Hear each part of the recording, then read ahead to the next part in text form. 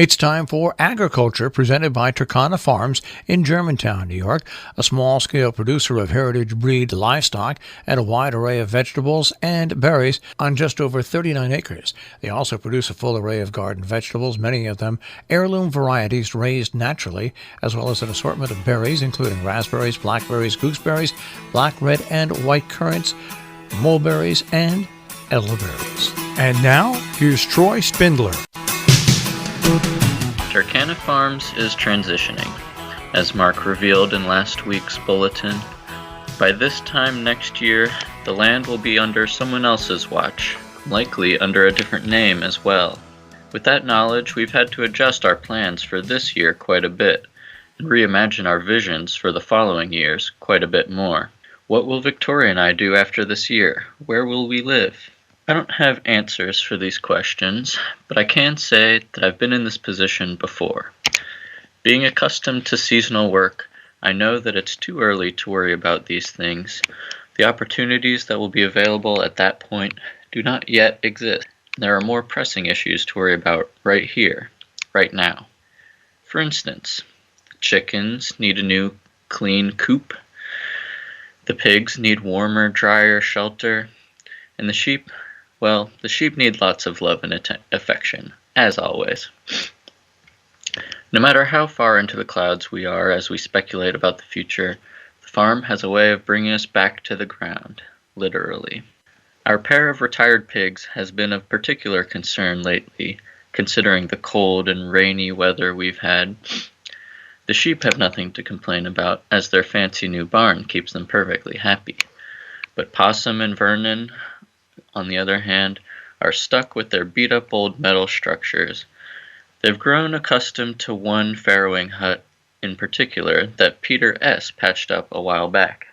It's where they slept all summer long, not far from where we deliver their food. Unfortunately, it has become a bit of a problem this winter. Vernon, in his old age, he's turning 14 this year, has developed some mobility issues. That, combined with cold and generally gross weather, has discouraged him from leaving his hutch very often. He's been hiding in there way more than he ought to be, which means I have had to get in there, muck out his bed, and give him fresh hay a lot more than I ought to be. We turned to our farmer friend and local pig expert Grace for advice. After giving the pigs in their home a thorough inspection, Grace told us we need to move them to a new shelter ASAP.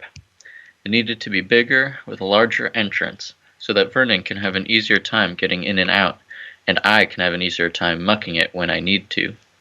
So I spent an afternoon patching up a different, larger shelter and delivering wheelbarrows full of fresh bedding, aka hay rejected by the sheep, to their new home.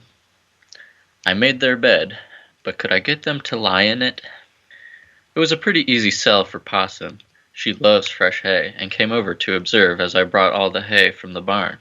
When I showed her the finished product, she made some adjustments to give it her own flair, but then she contentedly plopped herself down inside. Vernon, however, was much more resistant to the change. After I managed to coax him out of his old corner, I had to walk him 2 doors down to his new and improved hutch. He did not do so gladly. He refused to follow me, so I had to direct him by gently patting him with an old shovel handle. Loudly expressing his annoyance, he reluctantly followed my directives, and several times turned back to try and go home. I explained to him that a better, more comfortable home lies ahead, but he would not listen to logic. He was set in his ways. Eventually, he inched his way to the newly positioned food trough and ate his lunch. Then he turned and saw Possum comfy in the shelter, so he trundled over and snuggled up next to her, grunting at me ungratefully as he passed by.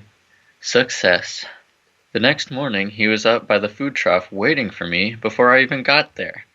Now that he doesn't have to wait for Possum to get up, he's turning into a more confident and independent boar. This must be how the Fab Five feels after each episode of Queer Eye.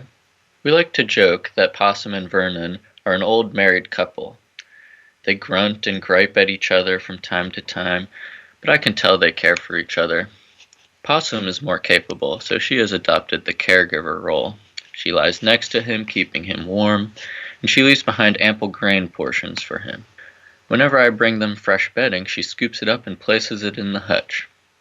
Vernon tries to help too, picking up a mouthful of hay and placing it gingerly in the corner. Then he gets tired and must lie in it.